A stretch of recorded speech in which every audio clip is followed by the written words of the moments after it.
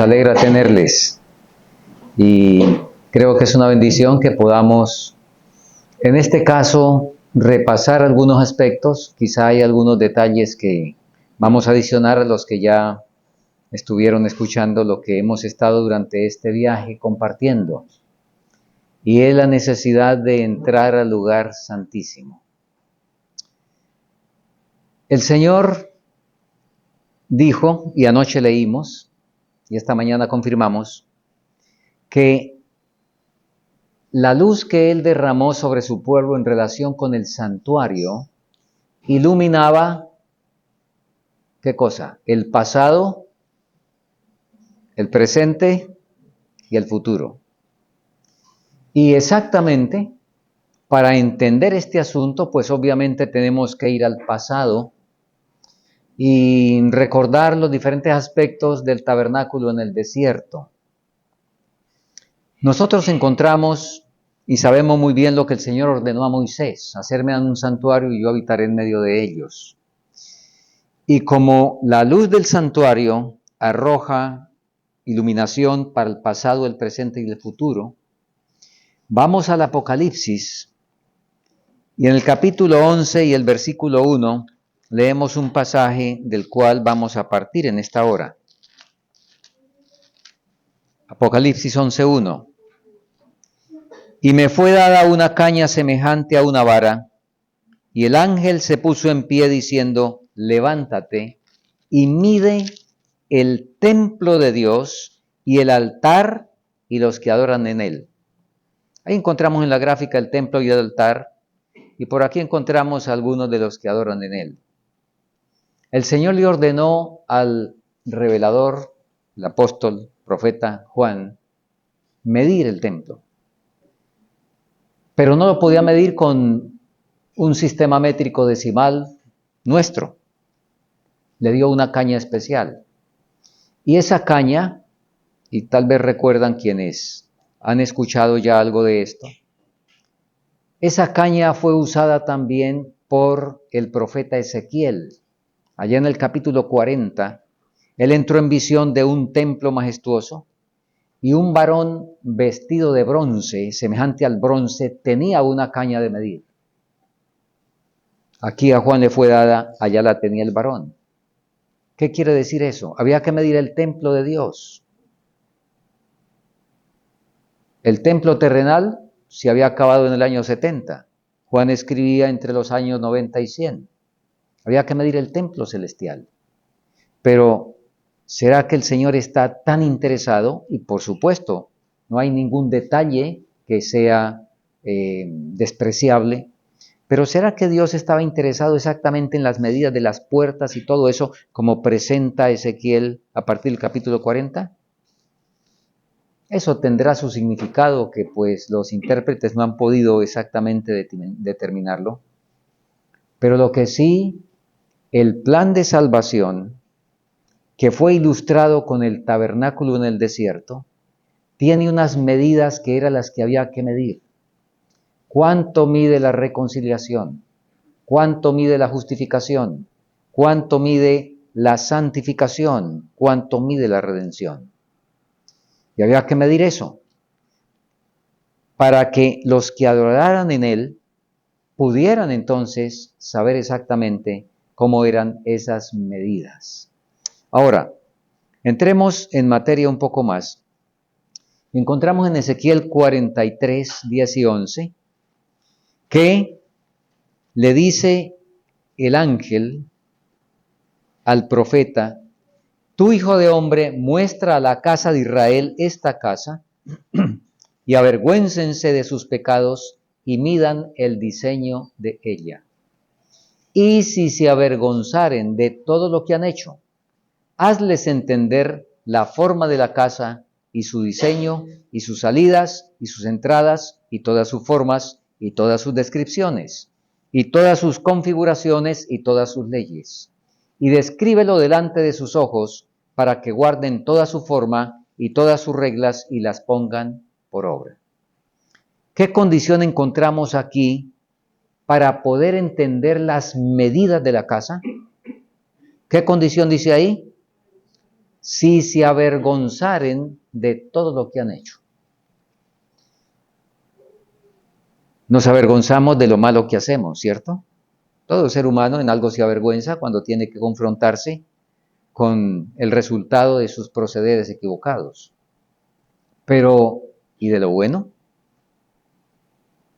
¿Del canto, de la oración, de la predicación? ¿Tendríamos que avergonzarnos de eso? Bueno, depende. La sierva del Señor escribió lo que podemos leer juntos.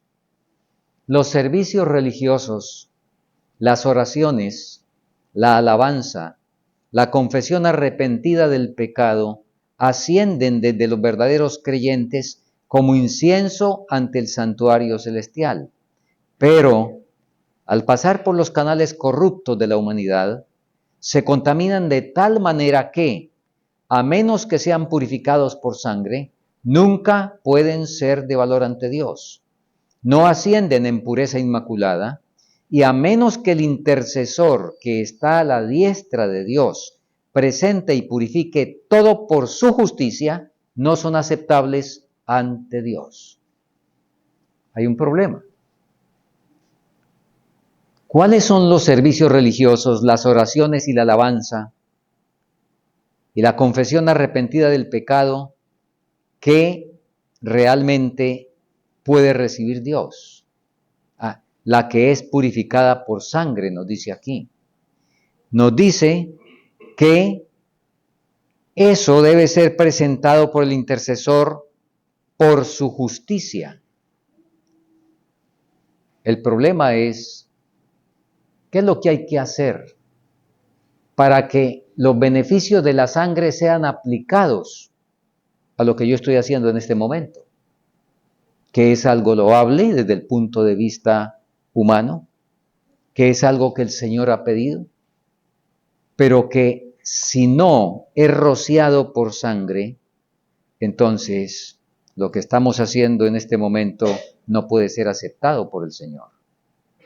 ¿Y cuál es la condición, repito, para que pueda ser rociado por sangre y colocado en esos hechos la justicia de Cristo?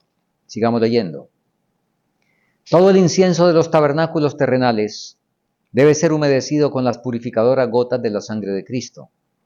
Él sostiene delante del Padre el incensario de sus propios méritos, en los cuales no hay mancha de corrupción terrenal. Recoge en ese incensario las oraciones, la alabanza y las confesiones de su pueblo, y a ellas les añade su propia justicia inmaculada. Luego, perfumado con los méritos de la propiciación de Cristo, asciende el incienso delante de Dios plena y enteramente aceptable. ¿Los de quiénes? De su pueblo. Pero del pueblo que tiene un nombre o del pueblo que ha cumplido las condiciones. Recordemos el texto que leímos en Ezequiel. Si se avergonzaren de todo lo que han hecho sin la sangre humedecida, sin la aplicación de los méritos de la justicia de Cristo, si nos avergonzamos de todo, incluido lo religioso, entonces podemos entender el diseño de la casa. Y ustedes recuerdan sin duda que el campamento de Israel, quizá no alcanza a verse, allá hay una liniecita y aquí alcanzan a ver, ¿cuánto dice aquí? Muy bien. En el centro estaba el tabernáculo y las carpas más próximas estaban a 1 kilómetro. Cuando alguien pecaba, ¿qué debía hacer? Traer al tabernáculo aquí para ofrecer aquí en el altar del sacrificio. ¿Qué debía traer? Un cordero. Debía recorrer 1 kilómetro y por eso en Guayaquil titulamos una parte de lo que estamos diciendo hoy, 1 kilómetro de vergüenza. Porque todos veían que Juan venía con el cordero. ¿Quién sabe qué haría? Pecó otra vez. ¿Qué cometería? Vergüenza. había que aceptar la vergüenza si queríamos reconciliarnos con Dios. Había que recorrer ese kilómetro de vergüenza. Ahora, nosotros sabemos, y estoy yendo un poco en un recuento apresurado, porque queremos esta noche mirar 2 siameses, y este es el primero. El verdadero arrepentimiento, Proverbios 28:13, creo que lo sabemos de memoria, ¿verdad? ¿Quién lo recuerda? El que encubre sus pecados, ¿qué? No prosperará, pero el que los confiesa y se aparta, alcanzará misericordia. Nos dice aquí la sierva del Señor, la verdadera confesión es siempre de carácter específico y reconoce pecados particulares.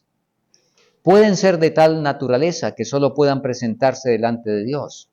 Pueden ser males que deban confesarse individualmente a los que hayan sufrido daño por ellos. Pueden ser de un carácter público y en este caso deberán confesarse públicamente. Pero toda confesión debe hacerse definida y directa para reconocer en forma definida los pecados de los que uno sea culpable.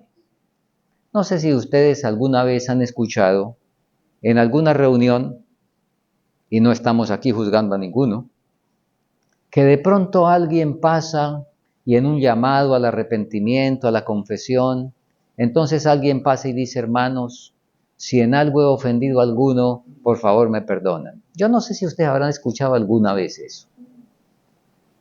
Pues eso no vale absolutamente nada. Y nada es nada. Por el contrario, puede ser más bien otra ascua de fuego sobre la cabeza.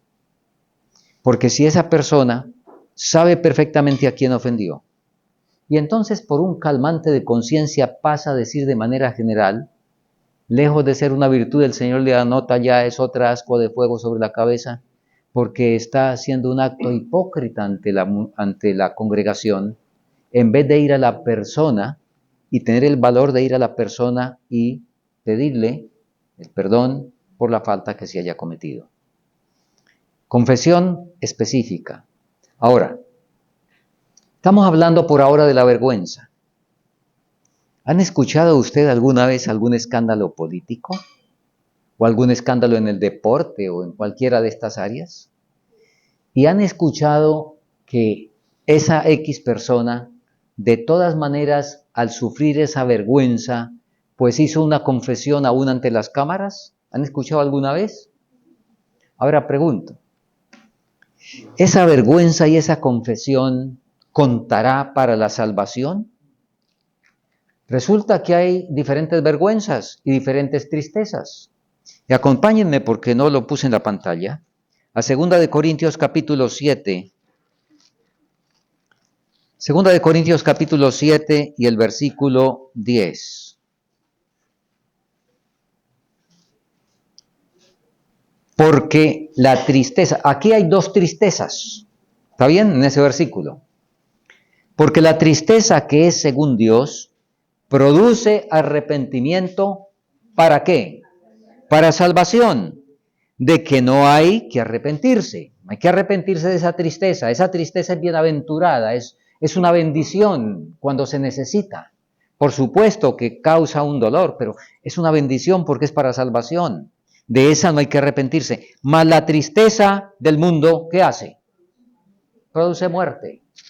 Claro, la tristeza del mundo produce muerte. Al ver las consecuencias del pecado, al tener que arrastrar la culpa. ¿Sí? Eso es demoledor. Entonces, hay tristezas del mundo, nos dice aquí, tristezas que son el resultado natural de una iniquidad, de un pecado, de un mal proceder, y que no necesariamente esa vergüenza, no necesariamente trae los beneficios que dice la palabra si se avergonzaren de todo lo que han hecho. Porque hay que avergonzarse es con la tristeza según Dios. Pero que estemos captando el asunto. Muy bien. Ahora, el problema es que esa tristeza según Dios no la puede producir el ser humano. El verdadero arrepentimiento no lo puede producir un ser humano. Ustedes lo saben, han leído Hechos 5:31, donde en uno de los discursos de Pedro hablando de Cristo dice, a este Dios levantó para dar arrepentimiento y perdón de pecados a Israel. El arrepentimiento es un don de Dios, hay que pedirlo. Porque como nos dice el apóstol Pablo en Romanos 8:7, los designios de la carne son enemistad contra Dios, porque no se sujetan a la ley de Dios ni tampoco pueden. Entonces, necesitamos algo más que la vergüenza. Y si bien allá en el altar del sacrificio y en ese kilómetro se recorre la vergüenza, puede ocurrir que pasemos la vergüenza y que no pasemos del atrio, que no entremos al lugar santo en tránsito para el lugar santísimo, porque en el plan de bondad y de amor de Dios, cuando la persona llega al atrio y allí tiene la tristeza según Dios, entonces el paso por el lugar santo es un tránsito, entra directo al lugar santísimo. Muy bien. ¿Qué es el verdadero arrepentimiento? Esto es lo que estaba diciendo, que no es posible para el corazón humano producirlo. El arrepentimiento comprende tristeza por el pecado y abandono del mismo. Ahora fijémonos, no renunciaremos al pecado a menos que veamos su pecaminosidad. Mientras no lo repudiemos de corazón, no habrá cambio real en la vida. ¿Quién puede colocar ese repudio en el corazón? ¿Lo podemos fabricar nosotros? ¿O qué medicamento debemos tomarnos que nos sepa feo? ¿O qué se puede hacer? ¿Qué dijo el Señor cuando se cometió el primer pecado y que ahora entramos en enemistad con Él cuando estábamos en amistad y ocurrió lo contrario? Y ahora entramos en amistad con el pecado. ¿Qué dijo Dios que iba a hacer? ¿Qué se comprometió a hacer? ¿Enemistad qué? Enemistad pondré. Pondré enemistad en el corazón contra el pecado. Por supuesto, tenemos una parte que cumplir.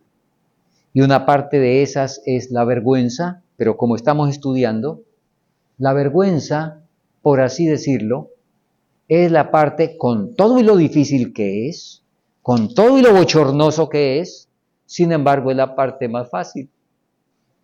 Porque el ser humano encuentra que es más fácil sufrir una vergüenza que entregar la voluntad. Muy bien, seguimos. La palabrita arrepentimiento, como recuerdan algunos, significa cambio de mente. ¿Qué tiene que cambiarse la mente? Confesar en el atrio sin cambio de mente, ¿es posible o no es posible? Claro, confesar. El político que confiesa la falta, ¿sería que le cambió la mente? No, debe tratar de remendar un poquito con el público y que digan, bueno, reconoció y eso es positivo, claro. Pero, ¿sería que le cambió la mente? La mente la cambia el Señor, nadie más la cambia. El arrepentimiento es un cambio de mente. Y ese cambio de mente, leemos a ver si le es posible al hombre. La educación, la cultura, el ejercicio de la voluntad, el esfuerzo humano, todos tienen su propia esfera, pero no tienen poder para salvarnos. Pueden producir una corrección externa de la conducta, pero no pueden cambiar el corazón. No pueden purificar las fuentes de la vida. Debe haber un poder que obre desde el interior una nueva vida de lo alto, antes que el hombre pueda convertirse del pecado a la santidad, y ese poder es Cristo. Dios nos ha dado la facultad de elección. A nosotros nos toca ejercitarla. No podemos cambiar nuestros corazones ni dirigir nuestros pensamientos, impulsos y afectos. No podemos hacernos puros, propios para el servicio de Dios. Pero sí podemos escoger el servir a Dios. Podemos entregarle nuestra voluntad y entonces Él obrará en nosotros el querer y el hacer según su voluntad. Así, toda nuestra naturaleza se someterá a la dirección de Cristo. No traje en esta ocasión una serie de citas, pero con esto queda claro que La psicología, la sociología, la psiquiatría no pueden cambiar la mente. Cambian es en algo el rumbo de los pensamientos, pero eso no es lo que se necesita. Eso es una buena solución temporal, aquí muy efímera, pero no es la solución definitiva, mucho menos para salvación. Muy bien. Por medio de la voluntad el pecado retiene su dominio sobre nosotros. Ahora, la rendición de la voluntad, esa es la parte más dura ahí en el atrio. Esta sí es la parte más difícil para el ser humano. La rendición de la voluntad se representa como la extracción del ojo o la amputación de la mano. Se anestesia, por supuesto. O si no le gusta la extracción del ojo y la amputación de la mano, entonces escoja caer sobre una roca y que se le partan todos los huesos.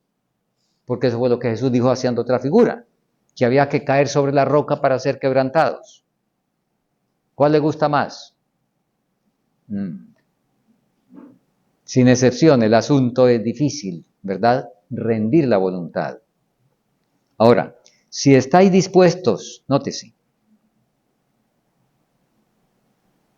y permítame, antes que me olvide, comentarles que si no estamos dispuestos, debemos pedirle al Señor que por favor nos conceda el estar dispuestos.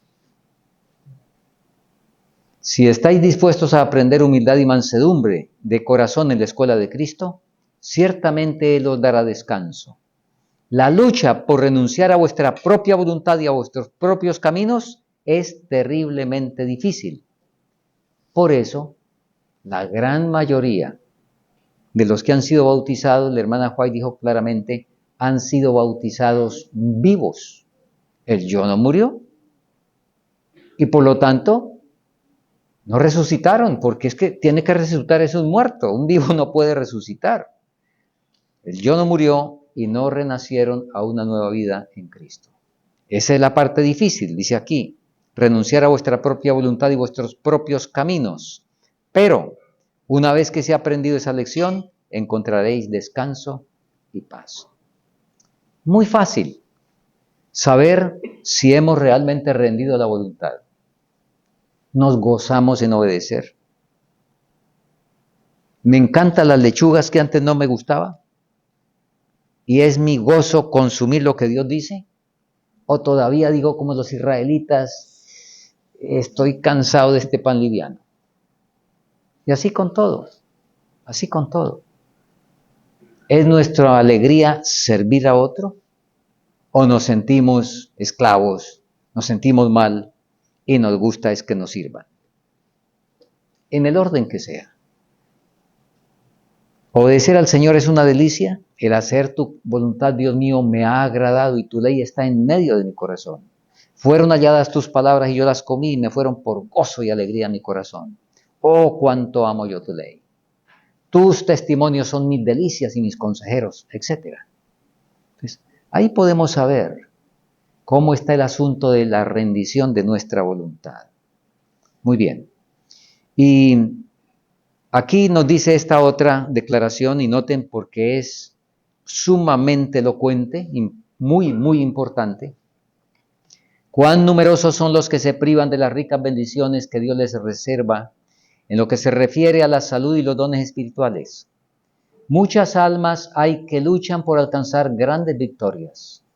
Para alcanzar su propósito, creen que es necesario agotarse en oraciones y lágrimas. ¿Han escuchado de gente que hace vigilia hasta la noche?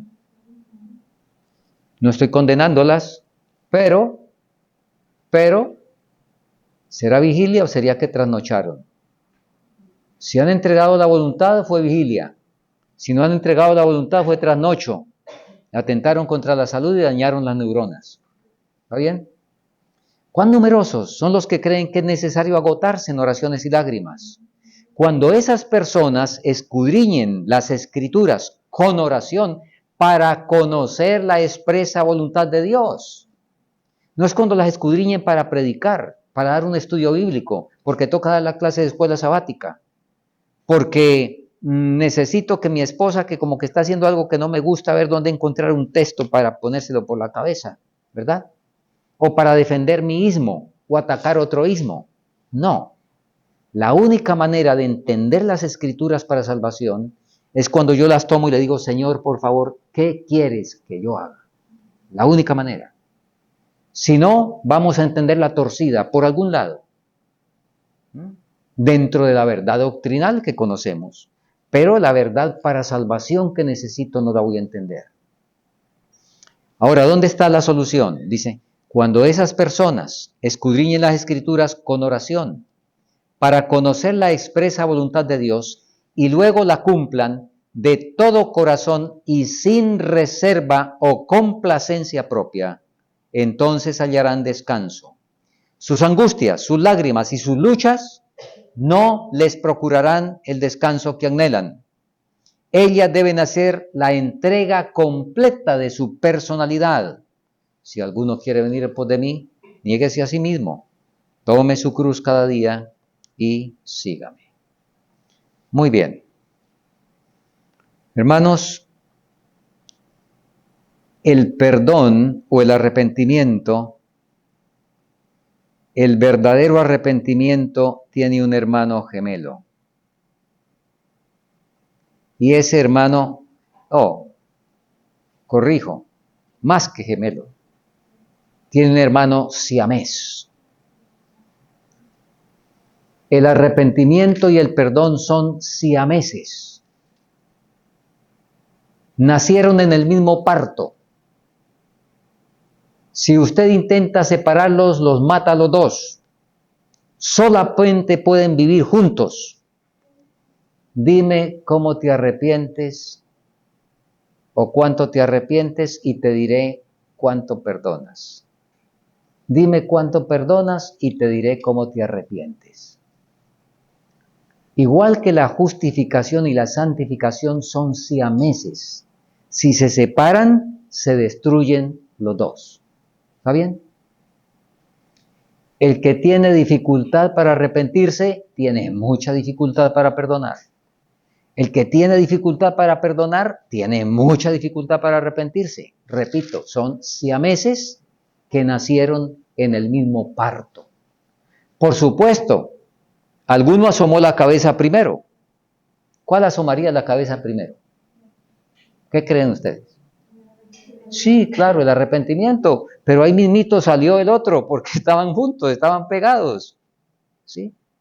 Vamos a ver, y hoy tendremos que un poquito más, nos extenderemos un poquitico más que los otros días, porque es muy interesante y esto será repaso para algunos y espero que eso nos ayude a reafirmarlo. La palabra dice, Jesús dijo en el Sermón del Monte, en el Sermón del Monte Él repitió el Padre Nuestro. Y todos lo sabemos, no lo vamos a repetir. En lo que respecta al perdón, ¿qué dijo Él? Perdónanos nuestras deudas como nosotros perdonamos a nuestros deudores. Muy bien. Cuando terminó el Padre Nuestro, ustedes encuentran que Jesús, de todo, aunque lo explicó en el contexto completo del Sermón del Monte, todo el Padre Nuestro, de alguna manera, pero en el contexto inmediato, enseguida de Mateo 6, 9 al 13, Jesús se preocupó por hacer una salvedad respecto al perdón. Y es la que encontramos ahí en los versículos 14 y 15. Porque si perdonáis a los hombres sus ofensas, os perdonará también a vosotros vuestro Padre Celestial. Mas si no perdonáis a los hombres sus ofensas, tampoco vuestro Padre os perdonará vuestras ofensas. Bien, el apóstol Santiago también escribió en relación con las ofensas que ocurren en nuestra relación mutua. Confesaos vuestras ofensas unos a otros. Muy interesante. Tanto Jesús como Santiago se refirieron a esas faltas que cometemos contra otra persona como ofensas. Porque Eso es lo que se le pide a los humanos, que se perdonen las ofensas. Ahora, en otra terminología, en relación también con esos problemas genéricos de pecado, en Génesis 39:9 encontramos una pregunta que hizo José frente a la gran tentación que tuvo y en la cual salió victorioso. ¿Cómo pues haría yo este grande mal y ofendería a Dios? ¿Dice ofendería? Pues sí, también es ofensa, pero tiene una palabrita un poco más contundente, ¿verdad? ¿Cómo haría yo este grande mal y pecaría contra Dios? Ahora, en Marcos capítulo 2, versículo 7, los judíos, los rabinos, la gente de su tiempo, y esto está en el contexto cuando Jesús le dijo al paralítico, tus pecados te son perdonados, de una vez que dijeron, blasfemia dice, ¿por qué éste habla así? Blasfemia dice, ¿quién puede perdonar pecados sino solo Dios? ¿Tenían razón? Claro que tenían razón. No tenían razón en el sentido que no reconocían a Cristo como Dios y que sí podía perdonar pecados. Pero como lo veían como el hijo del carpintero, pues, ¿cómo se atreve el hijo del carpintero a perdonar pecados? Pero entonces dijeron una gran enseñanza real, bíblica. ¿Quién puede perdonar pecados sino solo quién? Solo Dios. Muy bien. Ahora, en San Mateo 18:21 encontramos que Pedro, queriendo ser muy magnánimo, le preguntó a Jesús si él perdonaría hasta 7 veces. Y el Señor le contestó, no 7, sino 70 veces 7.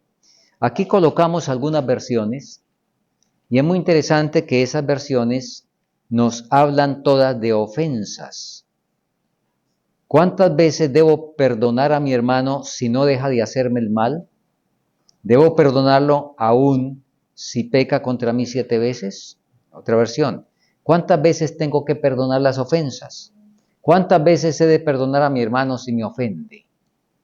Bien, ahora, la palabra de Dios dice, Proverbios 19:11, la cordura del hombre detiene su furor y su honra es pasar por alto la ofensa. Sigamos porque hay aquí algún asunto muy interesante.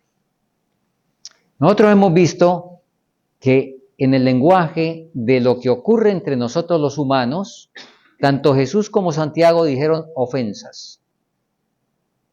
En otra cuestión más grave se dijo pecado. La pregunta que surge en este momento es, ¿habrá alguna diferencia entre ofensa y pecado? Y vamos a tratar de entenderlo con algún ejemplo. La esposa le habla airadamente a su esposo. ¿Eso es pecado o no? O sea, ¿transgredió la ley de Dios en algún grado o no? Según el Sermón del Monte. ¿Ah? Claro, claro que sí. Claro. Pero ahora vamos a otra falta. El esposo tiene intimidad con otra mujer. ¿Es pecado? ¿Los dos pecados son exactamente iguales?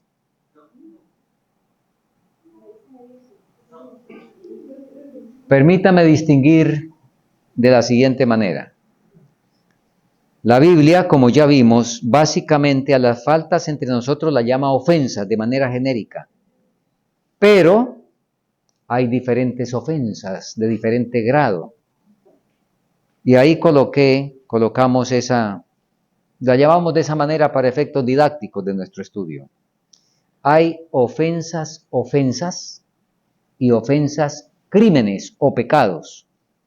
En el lenguaje de la hermana Juárez con mucha frecuencia usa la palabra crimen como sinónimo de pecado. No necesariamente de quitarle la vida a otro, no. Ella usa mucho crimen como sinónimo de pecado. Entonces, en la relación nuestra hay ofensas y ofensas crímenes. Y ahora distingamos. En el ejemplo que colocamos, el que la esposa habló airadamente, ¿eso qué es? ¿Eso qué fue? Eso que fue en el cuadrito de arriba. ¿Una ofensa ofensa o una ofensa crimen? ¿Qué sería? ¿Ah? Pero la infidelidad del esposo, ¿qué sería? Muy bien, una ofensa crimen. Ahora estoy repasando esto porque, hermanos, hemos encontrado que Satanás, al no tener nosotros un criterio claro de estos asuntos, entonces nos puede torturar cuando no podemos amar al enemigo que nos hizo mal y no lo podemos amar como amamos al ser más querido. ¿Sí? Entonces, si no amamos al que nos hizo un daño tremendo y que no lo ha confesado, ni ha reparado, ni se ha arrepentido, entonces Satanás dice, usted está en nada. Porque usted tiene que amar al enemigo exactamente igual como ama a su papá, a su mamá, a su esposo, a su hijo, etc. Y ahí el diablo puede ganar una victoria. Por eso es muy importante entender estos asuntos. Muy bien. A ver, ¿cómo funciona el perdón? ¿Debe perdonarse la ofensa sin que el ofensor confiese? ¿Puede hacerse? Estas son preguntas para reflexionar y contestar. ¿Debe perdonarse la ofensa crimen sin que el pecador confiese? ¿Puede hacerse? Porque Jesús dijo, si no perdonareis a los hombres sus ofensas, tampoco os perdonará vuestro Padre Celestial. ¿Cómo es que el perdón funciona frente a las ofensas y los crímenes? Y entramos ahora a un aspecto sumamente ilustrativo en la experiencia de José y sus hermanos. Permítanme y tomen sus Biblias, porque esto vamos a hacerlo con la Biblia. Vamos a ver cómo era la familia de Jacob. Y arranquemos con Génesis 37.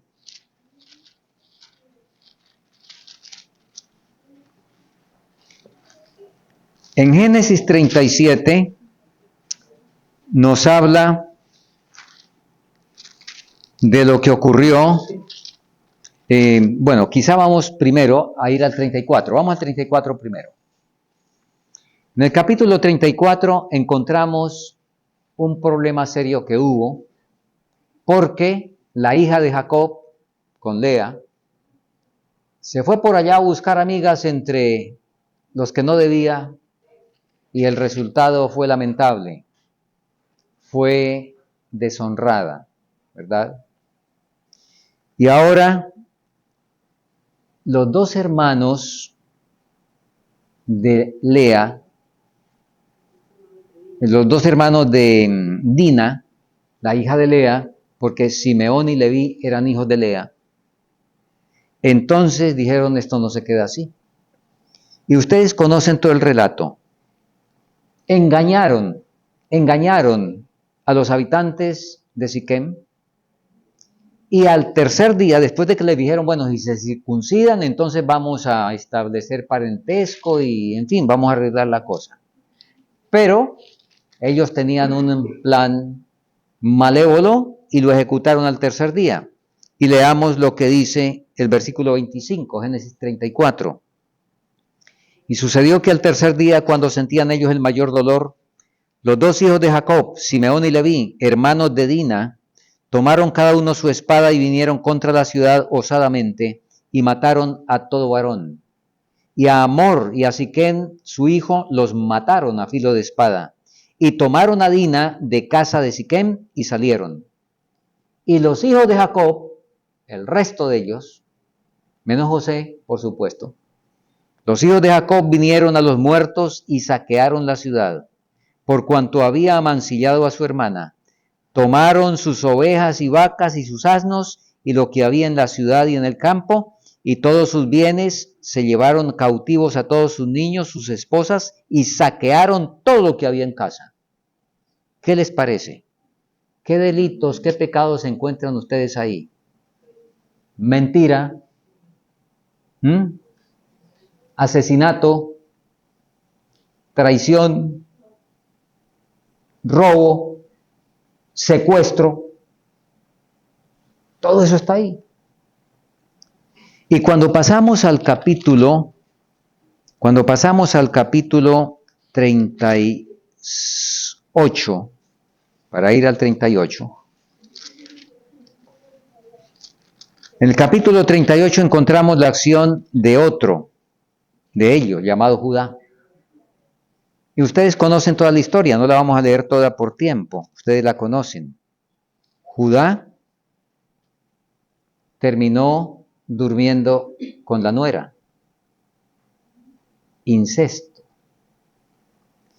Y el hijo mayor, Rubén, también había hecho incesto, ustedes recuerdan. Durmió con Bila, la concubina de su padre.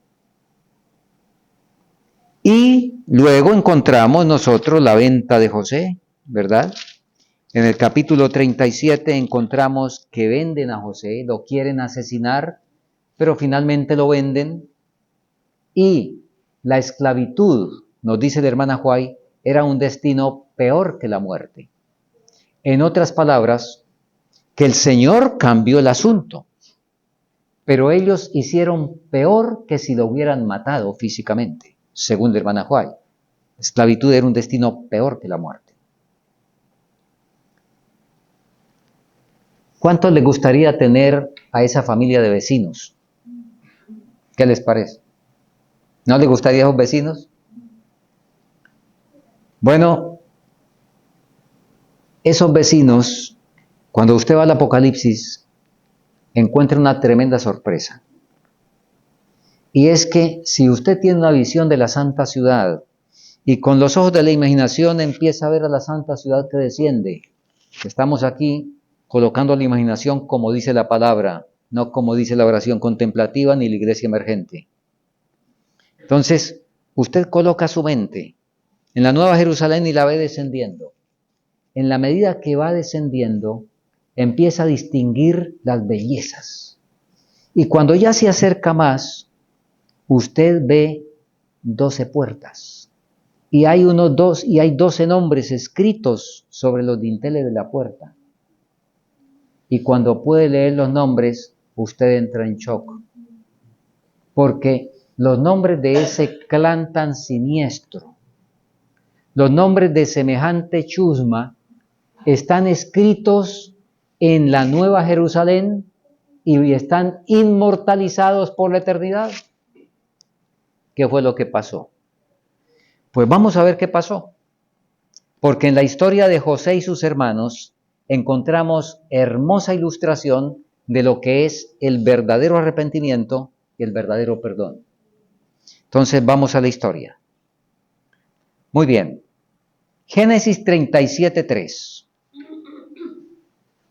En Génesis 37:3, ¿qué encontramos? Una ofensa u ofensa crimen.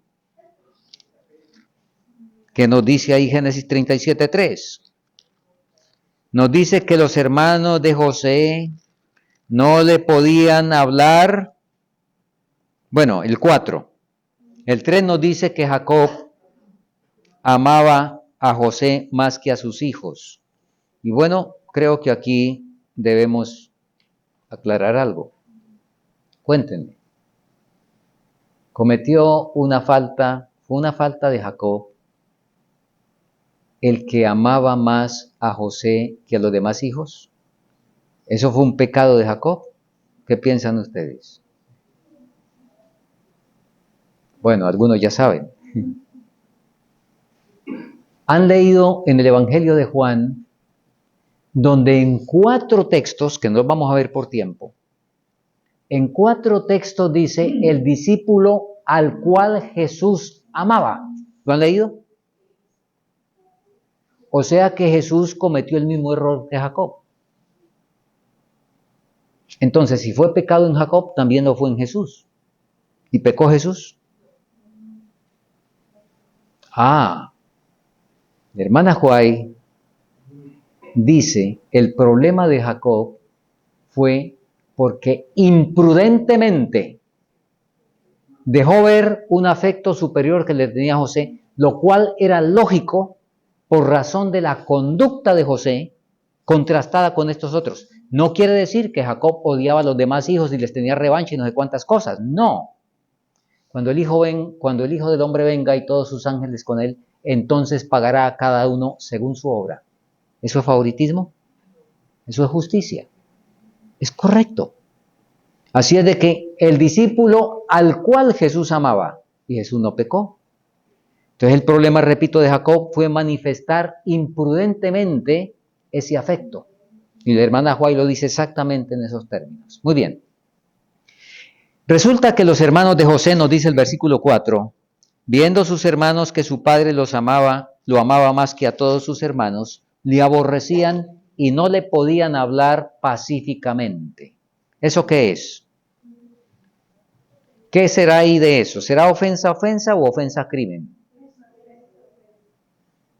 Avanzamos.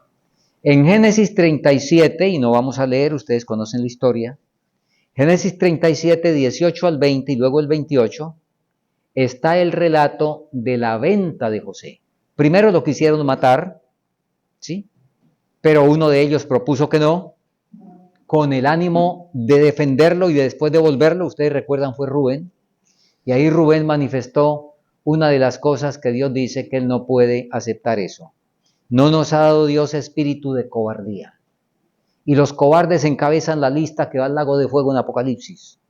Y hubo otro cobarde que por no pararse en el puesto, todo un pueblo apostató adorando un becerro de oro. Si se hubiera parado en el puesto y no hubiera sido cobarde Aarón, la hermana Juárez dice muy claro, se habría evitado esa terrible apostasía. Y aquí Rubén, siendo el hermano mayor, y que era respetado por ser el mayor, se dejó llevar por los demás, y le dio miedo, decir, no, me opongo, el muchacho hay que devolverlo, y listo. Sino buscó un ardid, ¿y cómo le salió? Le salió mal.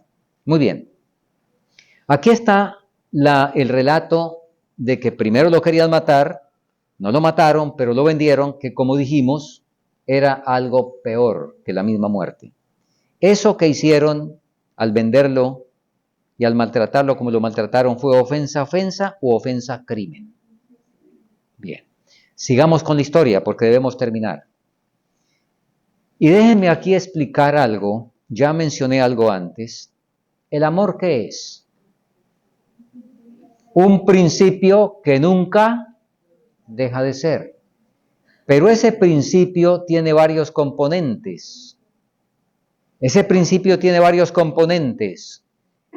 Esos componentes del amor son decisión, deber y sentimiento. ¿Por qué explicamos esto?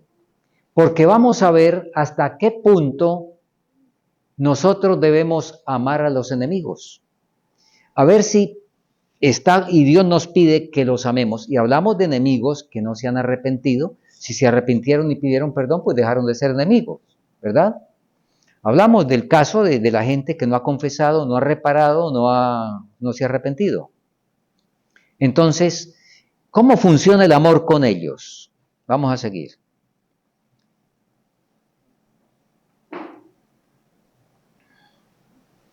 Muy bien. Caso clínico el de José. Es vendido, llega donde Potifar, por ser recto, el ser recto, imagínense, ¿tendría razón humanamente para reclamarle a Dios? Por ser recto, Dios permite que lo manden 10 años a la cárcel. Calla, que tú no conoces los caminos de Dios. Pasan 21 años y los hermanos de José ahora vienen a Egipto. Y ahí está el relato, Génesis 42, 1 al 3 y 7 al 9, donde vienen los hermanos de José a Egipto, él los conoce, ellos no lo conocen, y entonces ahora José dice, les habló ásperamente. Versículo 7. José, como vio a sus hermanos, los reconoció, mas hizo como que no los conocía y les habló ásperamente y les dijo, ¿de dónde habéis venido?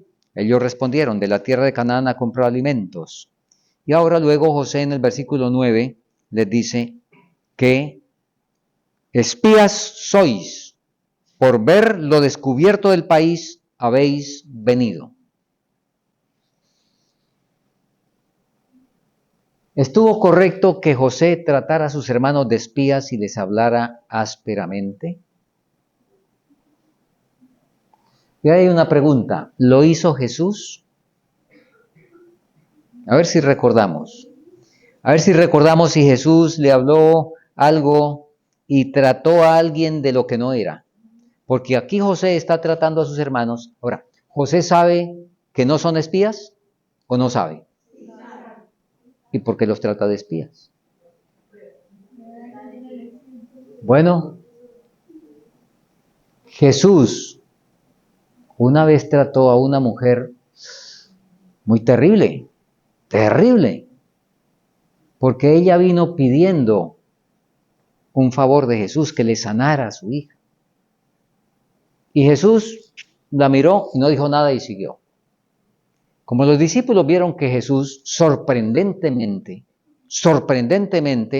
había ignorado a un ser humano que tenía necesidad, sin duda, primera vez que veían eso. Entonces, con sus prejuicios dijeron, claro, esa es extranjera, es gentil. ¿Sí? Porque acuérdense que era una mujer cananea, ya de Tiro y Sidón. Entonces, eso los animó a decirle a Jesús, mire, maestro, despídala que da voces tras nosotros. Y ahora Jesús cuando habla, dice, yo no soy enviado sino a las ovejas perdidas de la casa de Israel. Y por supuesto, para que la mujer escuchara. Y cuando la mujer le dice, le presenta su necesidad otra vez, Jesús le dice, no es lícito el pan de los hijos darlo a quienes. ¿Les parece poco?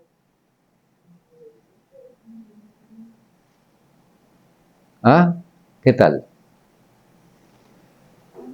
No son las palabras tienen su lugar, pero es el motivo. Y todos ustedes saben, no necesito recordarles. Jesús, la mujer vio en Jesús, permítame pensarlos de esta manera. Jesús con los ojos le decía a la mujer, siga pidiendo, no le preste atención a lo que le voy a decir, porque es que necesito darle una lección a estos que van conmigo que no entienden cómo es el asunto. Y por eso le dijo, no es lícito el pan echarlo a los perrillos, y ahora la mujer dice, pero yo no estoy pidiendo el pan, maestro. Estoy pidiendo lo que cae a la mesa, que lo van a barrer y lo van a botar. Eso es lo que estoy pidiendo. Y ahora entonces Jesús, con qué alegría, ¿verdad? Oh mujer, grande es tu fe, se ha hecho como tú quieres.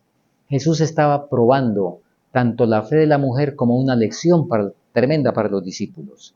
Y aquí José está probando, porque la última vez que se vio con sus hermanos fue cuando lo vendieron. Y el cuadro que él tenía era del asesinato, era del secuestro, era del robo, era de todo eso. Ese era el cuadro que él tenía. Entonces ahora tiene que verificar qué es lo que ha pasado en esos 20 años, si de pronto han cambiado o siguen siendo los mismos. Y por eso es que la historia sigue en esa dirección. Y nosotros encontramos, y necesitamos avanzar, todos esos versículos que dice ahí, que ustedes conocen la historia, donde José les dice que se quede aquí uno y que se queden todos y hasta que no vaya uno y me traiga al menor, ellos no podían aceptar eso. Vamos a leerlo. José hacía todo eso porque deseaba saber si todavía tenían el mismo espíritu arrogante que cuando él estaba con ellos. Sois espías. Fingiendo dudar de la veracidad de lo que decían, declaró que los probaría. Permanecerían en Egipto hasta que uno fuera y trajera al menor. Pero los hijos de Jacob no podían aceptar tal arreglo.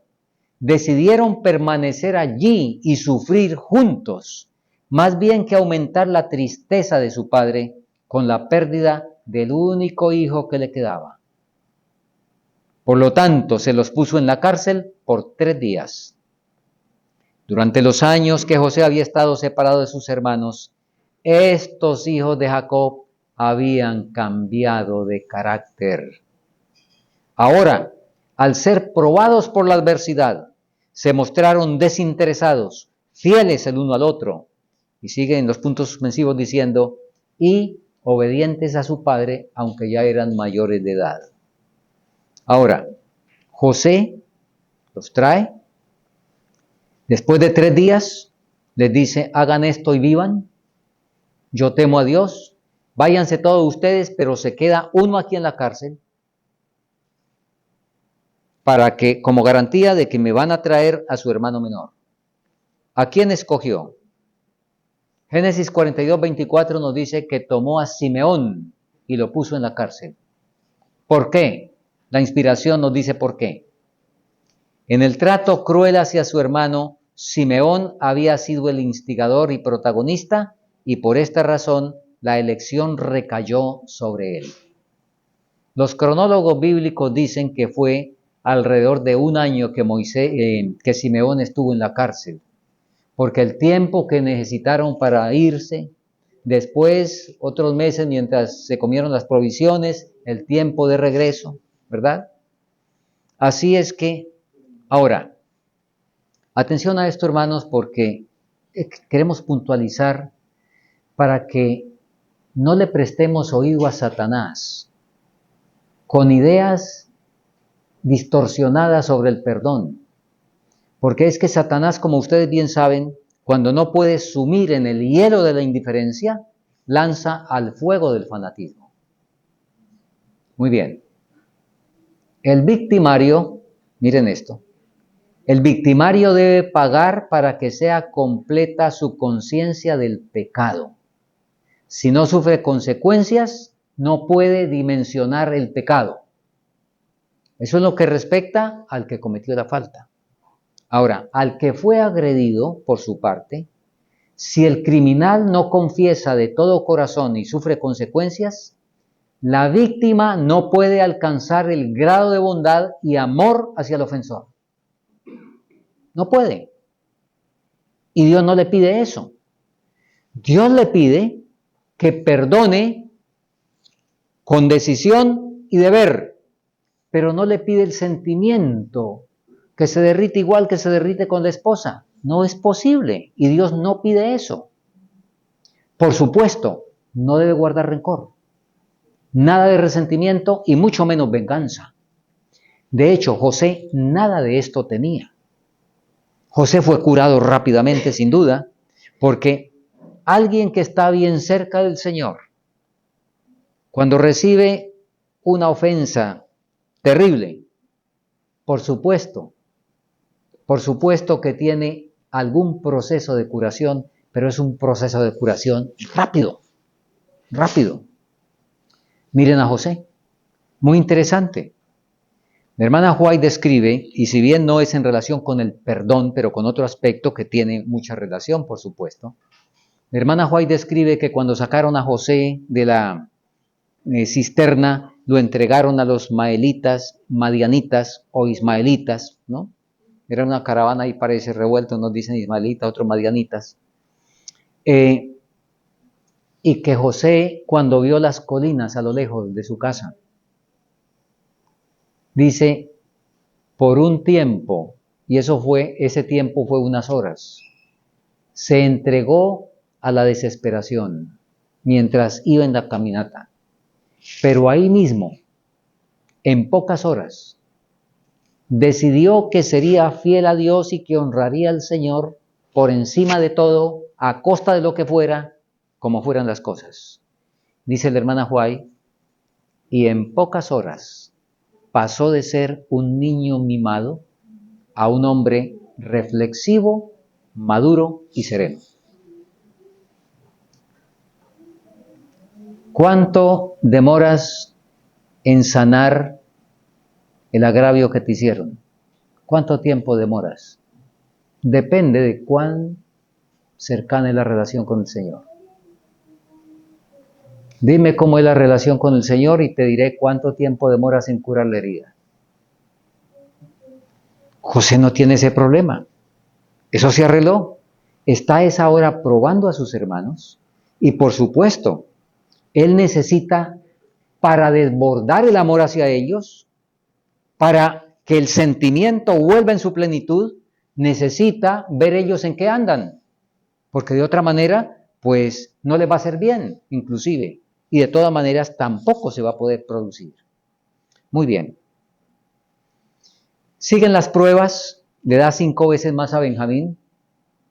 Nos dice la hermana Juay, deseaba probarlos aún más y antes de su partida ordenó que ocultaran su propia copa de plata en el saco del menor.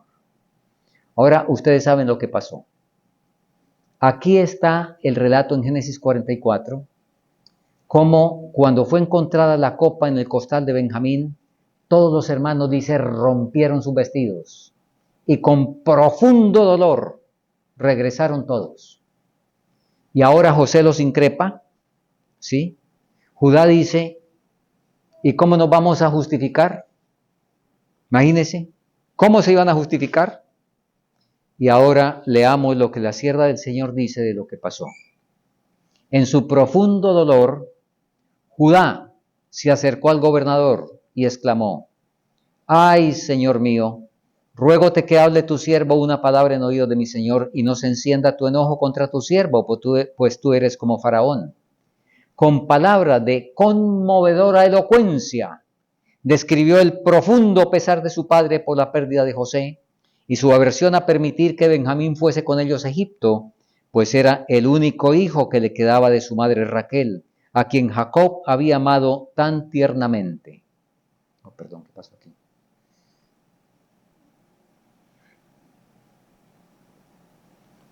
Perdón.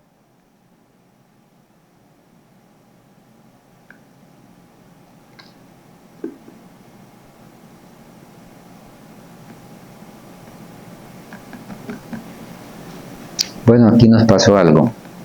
¿Qué sería?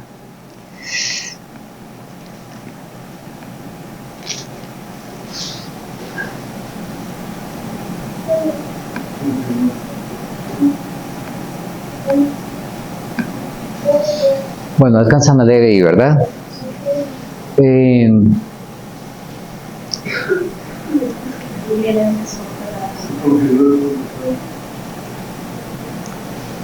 su profundo dolor. Bueno, aquí algo pasó y no está saliendo. Les leo, hermanos, la lectura que sigue ahí. Ahora pues, dijo él, cuando llegare yo a tu siervo mi padre y el mozo no fuere conmigo, como su alma está ligada al alma de él, sucederá que cuando no vea al mozo morirá. Y tus siervos harán descender las canas de tu siervo nuestro padre con dolor a la sepultura. Como tu siervo salió por fiador del mozo con mi padre diciendo, si no te lo volviere, entonces yo seré culpable para mi padre todos los días. Ruégote, por tanto, que quede ahora tu siervo por el mozo, por siervo de mi señor, y que el mozo vaya con sus hermanos, porque ¿cómo iré yo a mi padre sin el mozo? No podré por no ver el mal que sobrevendrá a mi padre. Ahora, antes de eso, cuando llegaron con los vestidos rotos, se arrodillaron ante José y dijeron, henos aquí por tus siervos, todos. José les dijo, no, así no son las cosas. Mi siervo es el que tenía la copa, los demás se pueden ir. Y ahora es que Judá interviene entonces con estas palabras. Ya ellos se han ofrecido como siervos. Están dispuestos a ocupar el lugar al cual sometieron a su hermano. Y ahora Judá, como leímos, con palabras de conmovedora elocuencia, le dice a José, por favor le ruego, por amor a mi padre se va a morir si no llega el muchacho. Por favor, permítame quedar como siervo. Aquí está el que cometió incesto. Aquí está el que propuso la venta. Ahora está plenamente arrepentido, está restituyendo completamente y está dispuesto a tomar el lugar de la víctima, el lugar que él le propició a la víctima. Eso es verdadero arrepentimiento. ¿Y qué ocurre? Ustedes saben el resto. José estaba satisfecho. Había visto en sus hermanos el fruto del verdadero arrepentimiento. Al oír el noble ofrecimiento de Judá, ordenó que todos, excepto estos hombres, se retiraran. Entonces llorando en voz alta exclamó: yo soy José, ¿vive aún mi padre? La Biblia dice que ellos permanecieron mudos delante de él. Sus hermanos permanecieron inmóviles, mudos de temor y asombro. El gobernador de Egipto era su hermano José, a quien por envidia habían querido asesinar y a quien por fin habían vendido como esclavo. Todos los tormentos que le habían hecho sufrir pasaron ante ellos. Ahora dice la Biblia que hablaron con él. Pero los hermanos, ¿de qué hablaron? Ellos humildemente confesaron las faltas que habían cometido contra José y le suplicaron su perdón. Ahora, cuando ellos hicieron eso, José les dijo: pero fue que ustedes fueron muy bandidos. Es que imagínense que ustedes me mandaron por ustedes 10 años a la cárcel y les hizo cuenta de todas las penurias que había pasado. ¿Eso hizo José? Vamos a ver qué dice aquí. Considerando que ya habían sufrido ellos lo suficiente por su crueldad hacia él, noblemente trató de desvanecer sus temores y de reducir la amargura de su remordimiento. Eso es lo que hace Dios. Deja algunas consecuencias, las que se necesitan para que el infractor aprenda la lección, pero más de eso no. Y cuando puede, aún corta todo lo que la ley dice. ¿Recuerdan el caso de David? La ley decía: debe pagar la cordera 4 tantos y debe morir. Y David dictó sentencia sobre sí mismo sin saber.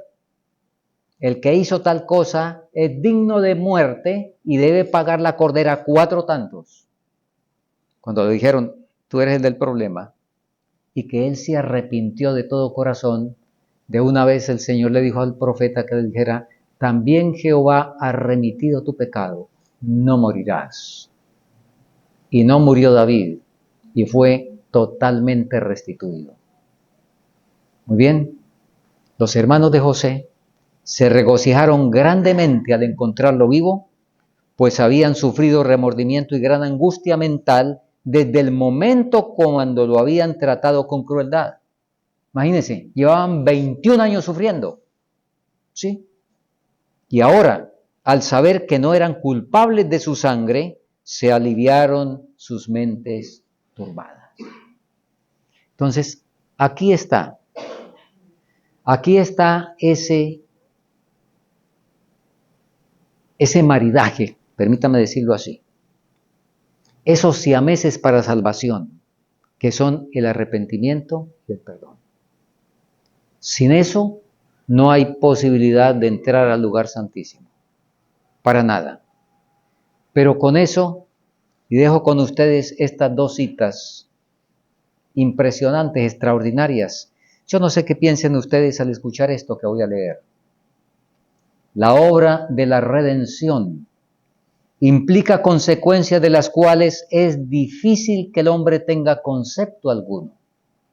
Cosas que ojo no vio ni oreja oyó, ni han subido en corazón de hombre, son las que Dios ha preparado para aquellos que le aman. Cuando el pecador atraído por la cruz de Cristo cuando el pecador atraído por el poder de Cristo se acerca a la cruz levantada y se postra delante de ella, se realiza una nueva creación. ¿Eso qué es? ¿Cómo se llama eso? Cuando el pecador atraído por el poder de Cristo se acerca a la cruz levantada y se postra delante de ella. ¿Cómo se llama eso? Arrepentimiento. Metanoeo, cambio de mente. Entonces se realiza una nueva creación, un cambio de mente. Y ahora miren lo que ocurre. Se le da un nuevo corazón, nuevamente. Llega a ser nueva criatura en Cristo Jesús. La santidad encuentra que no hay nada más que requerir. Dios mismo es el que justifica al que es de la fe de Jesús. Sigan escuchando lo siguiente. Y a los que Él justificó, a estos también glorificó. Si bien es cierto, y miren esto, hermanos, no sé si ustedes alguno ha sufrido vergüenza. Si bien es cierto que son grandes la vergüenza y la degradación producidas por el pecado, aún mayores serán el honor y la exaltación mediante el amor redentor. A los seres humanos que se esfuerzan por estar en conformidad con la imagen divina, se les imparte algo del tesoro celestial, una excelencia de poder que los colocará aún por encima de los ángeles que nunca han caído. Yo no sé qué piensan ustedes de esto. Gracias a Dios que en el cielo los ángeles no son, si bien los ángeles son nuestros hermanos mayores, porque fuimos creados un poco ¿qué? Si bien son nuestros hermanos mayores, no copian el espíritu del hijo mayor de la parábola del pródigo. Nosotros somos los pródigos. Los ángeles, nuestros hermanos mayores. El hijo mayor de la parábola aquí en la tierra le reclamó al padre, ¿cómo es posible? Y humanamente hablando, de acuerdo a las medidas nuestras de justicia, ¿tenía razón el hijo mayor? ¿Tenía razón o no tenía razón? Humanamente hablando. Por supuesto que tenía razón. ¿Cómo es que este sinvergüenza, que gastó todo por allá, ahora viene y le hacen matar el becerro grueso y le hacen fiesta y le ponen el vestido nuevo, etcétera? Bien podrían los ángeles reclamarle a Dios y decir, ¿pero qué es esto que hace, Señor? Estos sinvergüenzas de la tierra. ¿Cómo es que los va a poner por encima de nosotros? Pero por supuesto, los ángeles antes se gozan. Y se gozan en que en la redención, en la creación estuvimos un poco menor que los ángeles. En la redención estaremos, dice aquí, por encima de los ángeles que nunca han caído. Y el apóstol Pablo lo dice en Hebreos, hablando del Jesús humano. ¿A cuál de los ángeles le dijo Dios jamás, siéntate conmigo en mi trono? En cambio a Jesús sí lo sentó en su trono y resulta que Jesús no sabía andar solo. Y según Apocalipsis dijo, yo me siento pero con los que traje. Donde yo estoy quiero que estén conmigo. Y al que venciere le daré que se siente conmigo en mi trono, así como yo he vencido y me he sentado con mi Padre en mi trono. Acabo de leer esta joya, Palabras de vida del Gran Maestro, página 127, y escuchen esta última, con lo cual vamos a orar. Aquel, en el mismo libro, página 139, aquel que vive en el santuario celestial juzga con justicia, se complace más en sus hijos que luchan contra la tentación en un mundo de pecado, que en las huestes de ángeles que rodean su trono. Que el Señor nos ayude para que el arrepentimiento y el perdón estén a la orden del día en nuestra experiencia. Porque cuando eso ocurre, estamos en el lugar santísimo. Estamos en el lugar santísimo. Y será cuestión de tiempo que el Señor, en su gran regalo de amor, nos coloque, como dice su promesa, por encima. Ahora se complace más en nosotros, los que luchamos contra el pecado, que en los ángeles. Y al vencer, colocará por encima de los ángeles que nunca han caído. Vamos a arrodillarnos. Querido Padre, por supuesto que no tenemos cómo agradecer tu gran don. Lo único que podemos hacer es decirte que aquí estamos, que queremos por completo entregarnos en tus manos, que nos uses de la manera como creas oportuno, que estamos sumamente agradecidos porque nos has perdonado nuestros pecados, porque nos das junto con el arrepentimiento que vino del cielo, nos da también la capacidad de perdonar cuando recibimos ofensas. Oh Señor, gracias porque tú has reservado cosas que ojo no vio ni oído escuchó y que no han entrado en la imaginación humana son las que tú has preparado para los que te aman, para los que te amamos. Queremos amarte más de todo corazón y sabemos que en la eternidad aumentará nuestra capacidad de amar. Entre tanto, que podamos manifestar ese amor aquí unos con otros, sabiendo que es la manera como realmente se manifiesta el amor que te tenemos a ti. Ayúdanos, en cualquier caso, a perdonar si es que recibimos alguna ofensa y a anticiparnos a la ofensa y perdonar aún antes de que la ofensa ocurra. Te agradecemos porque tú quieres darnos el mismo espíritu de Cristo y porque tú ofreces entonces que nos perdonas a nosotros en la manera como nosotros perdonamos a nuestros deudores. No tenemos esa capacidad, la recibimos de ti, la agradecemos y confiamos que podremos participar de ella hasta el día de tu venida. Gracias por este sábado y una vez más te agradecemos tu presencia y que al terminar estas horas santas podamos estar un poco mejor capacitados para el cielo.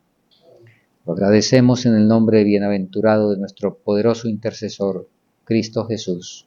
Amén.